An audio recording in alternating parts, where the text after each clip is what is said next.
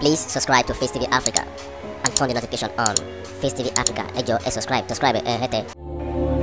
Facetv Muswobi. Members of the National Assembly, former governors, honorable ministers, my lords, spiritual and temporal, your royal majesties and highnesses, governors-elect here present, distinguished invited guests, gentlemen of the press, good morning everyone. It is my profound pleasure to welcome you all to this 11th Bola Ahmed Tinubu colloquium. As I welcome you all to this event, I ask you to join me in wishing a very happy birthday to the man for whom we have all gathered today. A man of high political dexterity, the dogged national leader of our great party, the All Progressives Congress, and a man of undoubted courage and political acumen. This year's colloquium is coming at a time when Asiwaju Bola Ahmed Tinubu has spearheaded our party to victory in the general elections at the Federal, National Assembly, Governorship, and State Assembly elections. This colloquium is coming at a time when the APC has spread its progressive tentacles even further in the country. And this colloquium is coming at a time when Nigerians are eagerly looking forward to the next level in progressive policies, economic growth, social welfare, and increased national security. The theme of this colloquium, Next Level, Work for People, is perfectly conceived as it fits the moment of integrity. A government whose sole interest is the well-being of Nigeria and Nigerians. We are lucky to be here in these exciting times, in a time when our country will be led by selfless individuals who have the progress and prosperity of our people as their major objective. And we are here today because Asiwaju Bola Ahmed Tinubu has been a very key part of this story. We are here not only to celebrate him, but to celebrate the incoming dawn in Nigeria. We are here to celebrate the next level in Nigeria, where Nigerians will be served and given what is due to them.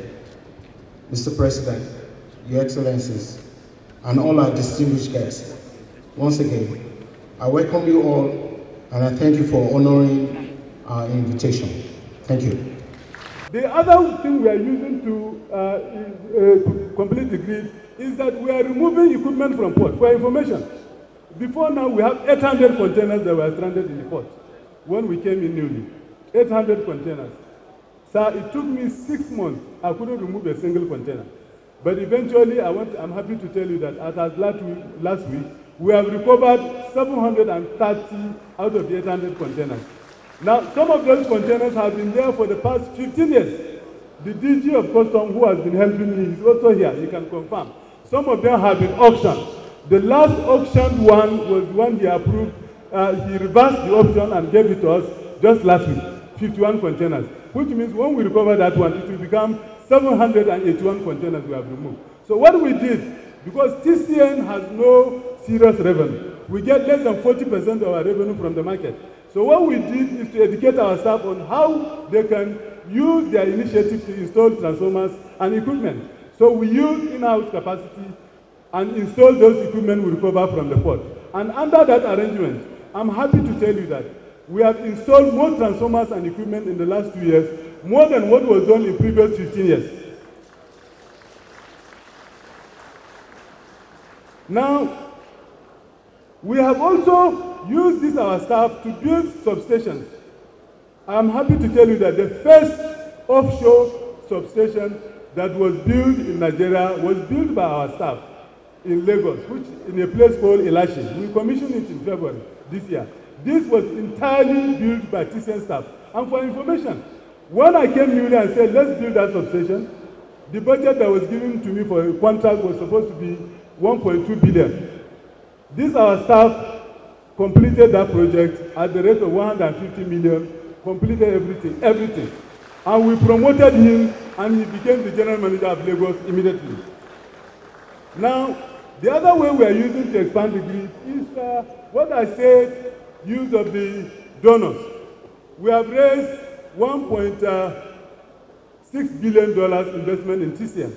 For information, the old years that Manitoba was managing TCM, there was no single audit of TCM. There was no single 1 cent was not raised by Manitoba Hydro in investment in TCM. But we have raised 1.6, which was the first private sector initiative in Nigeria. That ATC and C, for RCM it will work because RCM is just a revenue collector. They are consultants.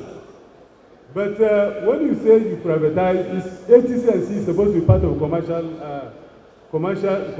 so it's not right. But I want to salute this government by staying fair with the privatization because we implemented the right thing wrongly. Therefore, we should work to make it work. I think that is the best thing that we have done.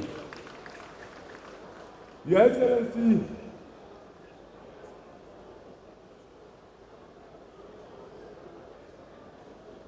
I wanted to move to the next slide. Your Excellency, when this government took over power in 2015, the capacity of the grid was only 4,000 megawatts.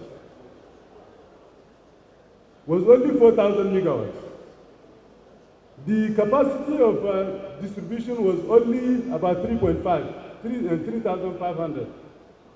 And the capacity of transmission was about 4,000. As at December last year, the capacity of the grid has been expanded to 8,100. The capacity of generation was 7,500. And if you look at the last combined peak, which took place in February this year, the capacity of the distribution has also expanded to 5,375, which means we have moved. If for 16 years we were at that level, and in less than 4 years we have moved to this level, you know that we have moved. But we also need to move higher than this. And that is why in transmission, when I was appointed as MD of transmission, me and my colleagues came up with a strategy, which we call transmission rehabilitation and expansion strategy. And that strategy is based on a least cost expansion plan, which was a study which was done by Fitchner. That study looked at our expansion for the next 20 years. So we established the transmission rehabilitation strategy, which is just a 4-year out of the 20-year the expansion plan. And that strategy is supposed to, the objective is to expand the grid and rehabilitate the grid and take the grid to a capacity of at least 20,000 megawatts by 2021.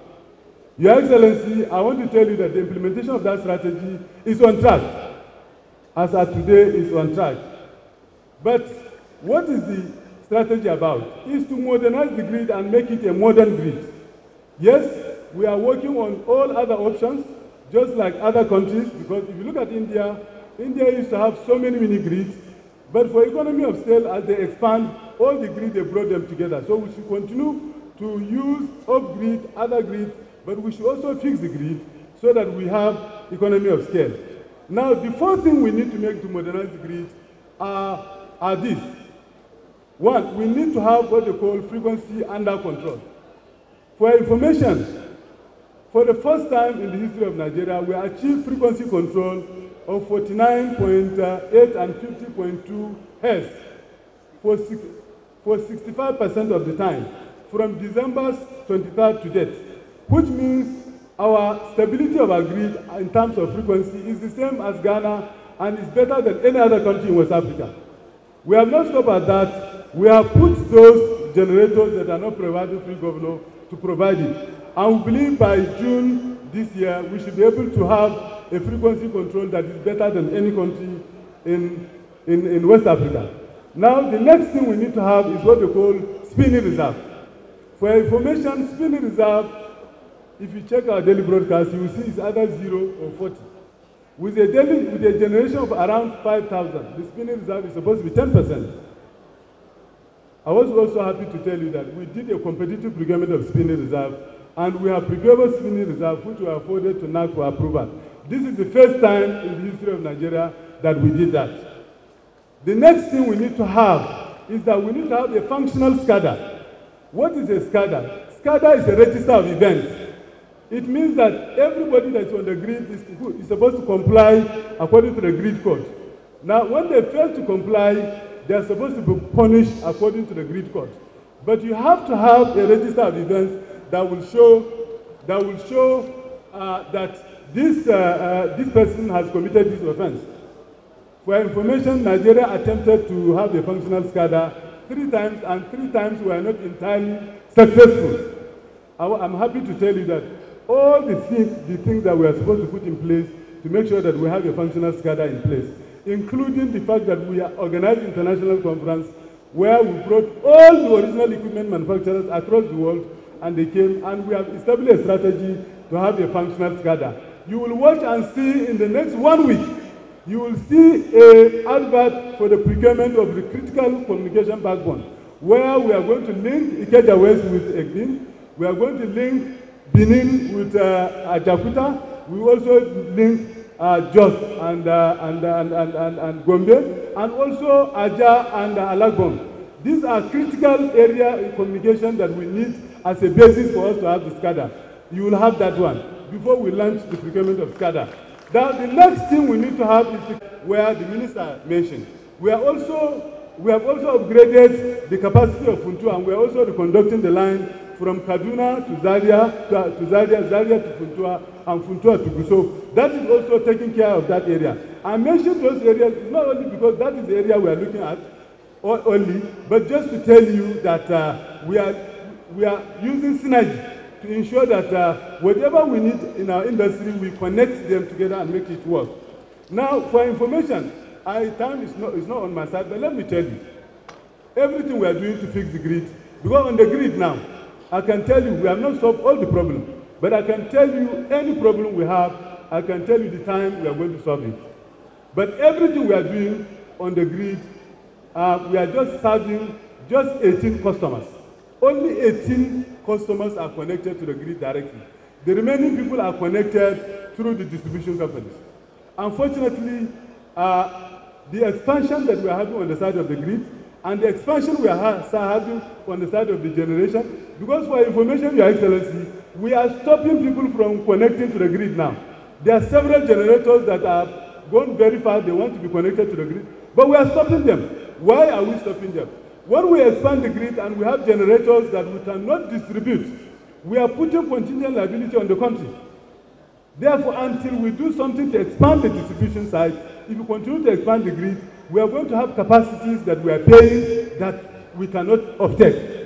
Now, what is needed is that we need to expand the distribution. And we have simulated the requirement of the distribution. And we have arrived at $4.3 billion investment is needed in distribution. And sir, if we don't expand the distribution, even the expansion of the capacity of the transmission is not sustainable. Why? Even at the current existing capacity that we have 737 interfaces between us and the distribution. You know, electricity is a function of what you call protection. That is why in your house, you have ELCB, you have cut out. If there's a problem in your house, that problem, if it's not isolated, it will go from your house and go and burn the distribution substation. If that distribution substation is not fully protected, it will go and burn the injection substation. And that's how it will even go to transmission and burn the substation. This has happened sometime in Funtua. Now, what I'm trying to say is that these 731 interfaces with the distribution, only 421 are fully protected. The remaining 316 are not protected, meaning we are serving customers directly from transmission.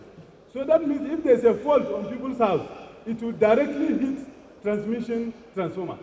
In that respect, sir, I want to tell you that in the last 1 year, we have lost 5 transmission power transformers across the country.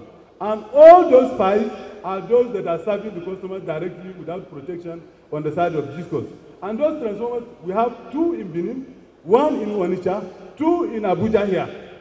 Now, if we don't have investment in distribution so that they can have protection on their side to take care of all these inadequacies, it means that even the expansion we are doing in the transmission is a waste of time. Because as we are expanding and we are losing the transformer, we are just doing a zero-sum game. Now, what should we do? I think the next level, what should we do?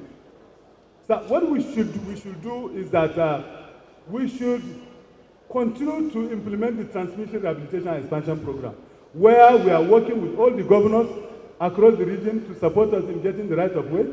And the federal government is faithfully supporting us through the support we have received from the international donors. And for information, we are not putting liability on Nigeria.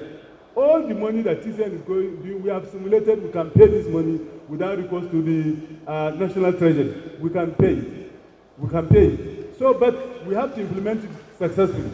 Now, the next thing we need to do is that we need to capitalize the distribution companies. Now, when we did the privatization, we did it as if government is going to be silent, meaning government is going to be passive. But so we have made a mistake. If we have made a mistake, we have to recognize the mistake.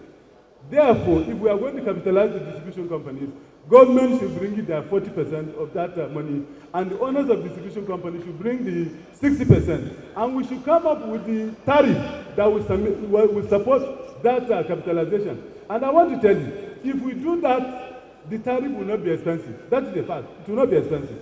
Because the tariff will be based on money that is existing, which has monitoring period, and which will reduce the losses.